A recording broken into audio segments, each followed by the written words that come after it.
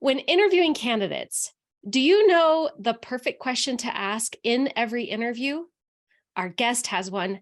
Join us today as we chat with Farzan Dehmoubed with Lotus Sustainables about why he started his business and ultimately turned it into a B Corp and went through the B-Corp certification and what he has gotten by doing that, including 1,400 applicants for one of the top positions that most people really struggle with hiring.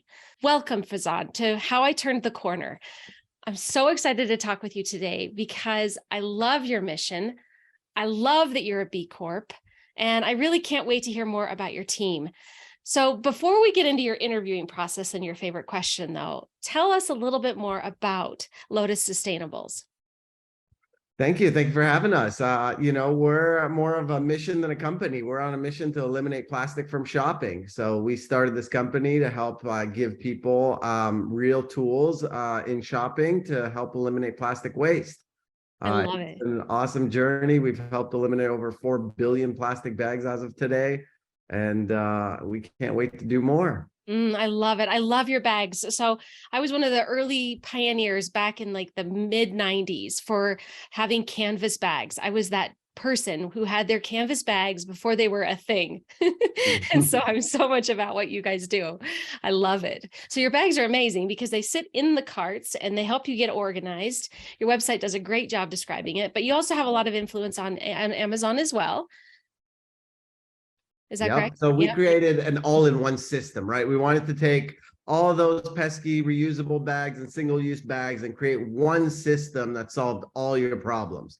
So that's what we did with the Lotus trolley bags, and it became a bestseller on Amazon. And we sold out 6 months of inventory in 13 days, and it's just been an amazing, journey since. And then we got into reusable produce bags to help reduce plastic waste in the produce section, and those have just surpassed all our expectations. So now we're in 15,000 stores nationwide and helping give retailers a tool to help eliminate plastic waste in the produce section. Ah, that's so great.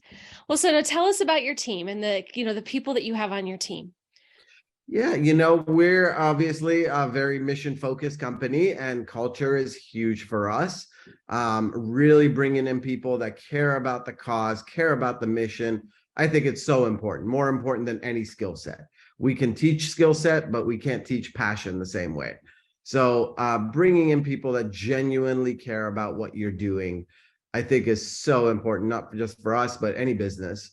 And making sure you really ask questions to help bring people into the fold of what you're really doing has been key for us. So tell us, what is your question that you love to ask in interviews? We have lots of questions, obviously, but one of the things I love to ask is, what do you love doing?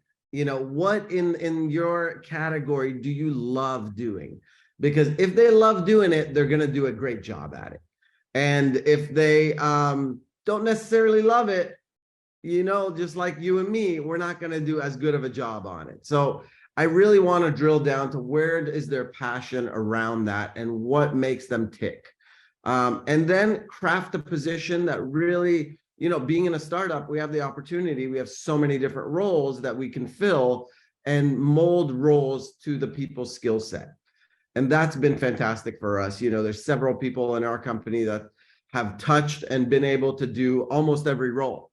And they've really been able to zone in on what they are best at. And we can see that when somebody lights up and does something they're passionate about and enjoys, we can notice that, and it's amazing. It's amazing. So really not putting people in a box and just, getting to the core of what they want to do. Yeah. And I think if I were even to kind of tease that out a little bit more, I think we oftentimes confuse a skill set with a strength. But when you ask someone what they really love to do, you're getting to that core, like what is their true strength? Because if you can have a skill in something, like I was a software engineer, I had it as a skill, but it wasn't a strength of mine. It wasn't my strength to sit down on a 40-hour work week and program. So I could do it, but for maybe like 5 or 6 hours a week, which wasn't what they hired me to do. Right. And so totally. Yeah. We don't like asking, what's your weakness? We like asking, what do you not love to do? You know, Yeah. what are the areas which you wish somebody else was taking care of in your last job? You know, and then you really understand how do they tick, what makes them motivated. And then, you know, oftentimes there are other people you can put those tasks on if it's really something they want to avoid. Yeah. That's important knowledge to have. And then you get cross training too, when you've got people who can do multiple things inside the organization, someone who's been able to move around a little bit and experience different pieces as they're maybe discovering what their passions truly are. Absolutely. So how many people do you have on the team? So we have about 12 people right now, and then we have a series of consultants also. So we've kind of grown to about 15, 16 and kind of brought it back, which has just been better for us. Yeah. You know, bigger is not always better. Our team's super passionate. Everybody is really honed in on their craft, and it's worked out really well. We're a very flat organization, and that's how we love it. Everybody should be able to call anybody else up on the team and ask for support or chat about strategies, including myself, the CEO. And you know, we really promote that kind of communication goes a long way. So when did you go on the B Corp journey? Yeah, we started the B Corp a couple of years ago. It took us almost a year and a half, which is pretty typical for a B Corp certification now. It's almost a year and a half to 2 years. Very extensive process, which makes you appreciate, you know, other B Corps even more. But yeah, that was last year. We're very proud of that. And it's been an exciting journey, networking and being with other B Corps that really, truly walk the walk. It's one of those certifications you can't just get by. They really go into every little bit of detail. Which really it's valuable, right? Like that's what makes the B Corp valuable, and that's why, you know, the people that are and the companies that are B Corps really walk the walk, and they are all about change and bringing people into the fold that truly care about creating that kind of change. For sure. Differently, yeah. So what made you go down that path? I mean, I obviously in the sustainability space, it's important with what B Corp stands for, but what were other reasons that you wanted to pursue that? You know, I think it's really putting everything we're about out there to really test and show everybody that, hey, we really do care about this. We really are walking the walk. We really want to better ourselves. You know, when you go through the B Corp process, there's several areas where you learn about, wow, okay, yes, I didn't think about that, but that is an area we could improve. And that is an area we could have our vendors improve and our partners improve on. So it really was eye-opening, but I'll tell you, being a B Corp really attracts a different kind of audience. When you go out to try to recruit, people understand what B Corp stand for these days. You know, I'll give you an example. We posted for a marketing director role the other week, and within a week we got 1,400 applicants. Oh my goodness. 1,400. You know, we didn't even know how to go about that. You know, we had to take the listing down. But it was interesting just to see when you really have a proper mission and you really are a B Corp that stands for good, and you offer your employees flexibility and remote work, you can really bring on the best of the best. And, you know, at much lower salaries than you would think at a normal company, because people genuinely these days want to work for companies doing good, which is awesome. Yeah, it is awesome. And it's time. And I think a lot of the businesses that I work with and talk to, I hear from them too often, you know, well, why should I become a B Corp? What's the value of it? And I will say, well, it opens up your recruiting pool significantly because you're standing out above the rest. Have you seen any other advantages outside of just recruiting? Have you noticed differences in the vendors and in the customers who are coming in? Definitely. You know, we work with retailers across the country where we sell our produce bags and our Lotus trolley bags. And definitely we stand out because we are a B Corp. They know how stringent that process is. And when you are a B Corp, you know, at Target, for example, they gave us preferential treatment, and we really were able to stand out and promote ourselves differently. as a B Corp. So I would say it is very advantageous. It is a long process. It is a time-consuming process. It took myself and our COO a year and a half. But I think there's a lot of value to it. You have to be doing it to be genuine, though. You can't, I don't recommend it just to be another certification you get on the side. You really have to do it to a great extent and stand for good. Use business for good. That should be your motivation. And then there's every, I think, 2 years you have to reapply. So it is not a one-time and done process. It really is a fantastic certification. We highly recommend it. We've learned a lot through the process, and it's been great to be part of that select group of companies as a B Corp. For sure. Yeah, we went for the certification back in 2019. And we got to, we were probably 80% there. I look back on it now and I kick myself, but it was such a rough year for us. I had to reprioritize things because we were just, 2020 was bad enough, but 2019 for me was really bad too. And so I had to kind of defocus the effort. And then when 2020 hit, it was like back on the battlegrounds. And so, but it's one of our initiatives also to become a B Corp or to revitalize that over the next year. So, because I agree with you, it's a very important status and certification. So what were some of the things you learned? What were some of the things you were like, wow, we're doing that wrong, or we need to definitely fix that? I think working with your vendors and really like questioning how they operate also. So not necessarily customers, but vendors, your supply chain, your warehouses, your how you fulfill your products, where you manufacture and how you manufacture, shine light on your give back, really. And then the whole onboarding process, right? There was a lot of documentation initially, maybe we were missing. And now we're able to bring that in and really legitimize our company and our entire recruiting process. So it just shines a light on things that entrepreneurs, when you're starting up, you don't have time to look at everything, but they've done the hard work to tell you where you should have focus on. And it forces you to build that time to make those things happen. And, we had our COO spend months on that and create all the documentation that we need as a company. So it was a great learning experience.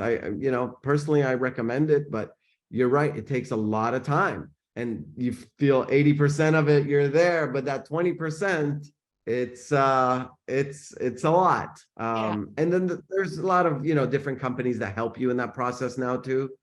So you can go out and get support from companies that specifically help in that B Corp process.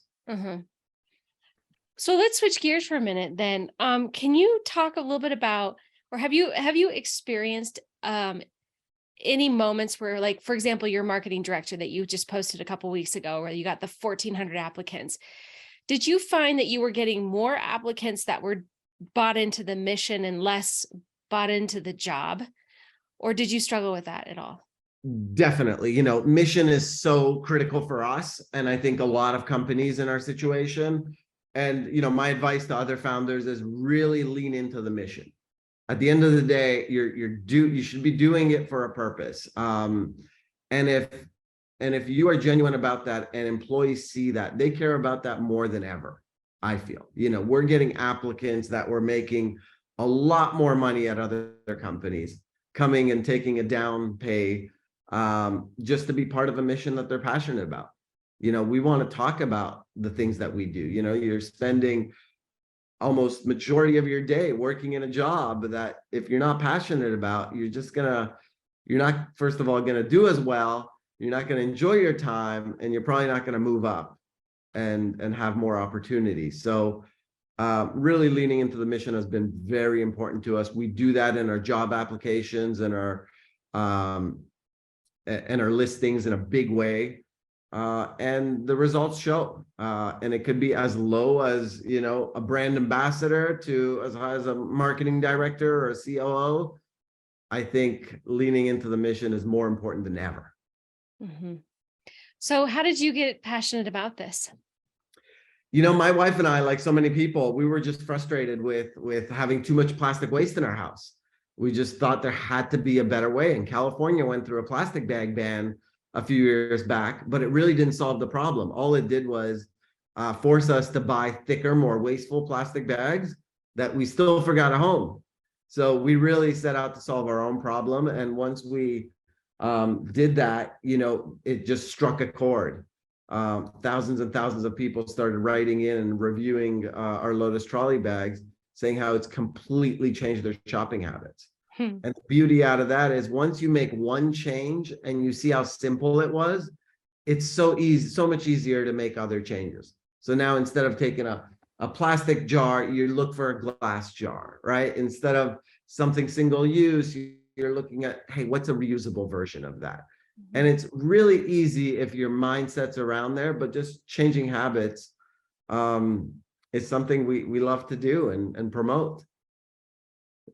That's It's been an great. awesome journey. Yeah, no kidding. That's amazing and so needed. So, I mean, especially with just this, the flotilla of plastic in the Pacific Ocean, and it's just a mess. So that's And good. here's Good the work. reality: recycling doesn't work the way people think, No. right? Recycling does not work. A new stat just came out that 5% of the plastic we put in the recycling bin actually gets recycled. Mm. Think about that for a second. Oh, That that's includes awful. all those water bottles, all those jars, all of that plastic. And the other stat I'll tell you is plastic bags are not recyclable. Most Mm. people don't know those should not go into the recycling bin. They actually clog up the recycling machines. So every 30 minutes, a recycling plant has to stop the recycling line to pull out the plastic bags. Mm. So think about how destructive that is. Oh, for sure. Yeah. Oh, that's just terrible. I think everybody should visit a recycling center if you're serious about recycling, so you know what's really going on there. Because that when I did that, I was like, oh, now I understand why I need to clean out all the jars and scoop out all the goop. Yeah, yeah. Yeah. Unfortunately, we're kind of marketed to by big plastic, but recycling just does not happen the way people wish it would, Yeah. and that's the reality. So, we're all about just reusing and reducing. Recycling should be a last resort, and outside of cardboard and glass, really plastic does not get recycled. So sad. Yeah. Well, so back to Lotus then, like what's coming up for you for the next year to in 2 years? What are you guys planning for? So we're excited. We're working with retailers across the country. We just brought on Sprouts to do a big initiative around reusable produce bags. So in all Sprouts soon, you're going to see our Lotus produce bags right by the plastic bag dispenser. So you're going to have an option now to go reusable or plastic, which is exciting. We're working with Kroger. We're working with H-E-B. So across the country, we're really trying to help give customers an option. And reusable produce bags is not something most consumers think about, right? They're so used to just pulling those plastic bags. But someone like Kroger uses over 42 billion plastic bags a year. Mm. So think about that. All of that is being used an average of 12 minutes. So there's, such easy ways for us to reduce all that waste by just using something that's reusable, washable. You could store it in your fridge. It's breathable. And it's been exciting just to, create a category. Really, we're educating and creating category around reusable produce bags, and there's a lot more work to be done. So we're excited to get that 4 billion number into 10 billion in the coming years. Yeah. And how does that translate into your staff? Like what kinds of employees will you be looking for, do you think, in the next couple of years? Yeah, we're definitely growing on the sales side, on the marketing side, and logistics as we scale. So it's really important to us to bring in people that are first passionate about the cause, really want to do a good job. Again, I don't feel anything that we do is rocket science. It can all be taught if you have the will to learn. And even if you have experience, every business and every startup is going to be a little bit different. So for me as a founder, it's been more important to bring on people with that passion rather than the skill set.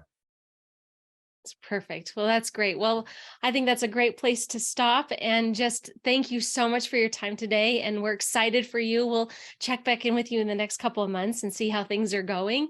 And I just really, really love what you guys are doing. So thank you for your contribution to the world. Thank you for the support. Really appreciate it.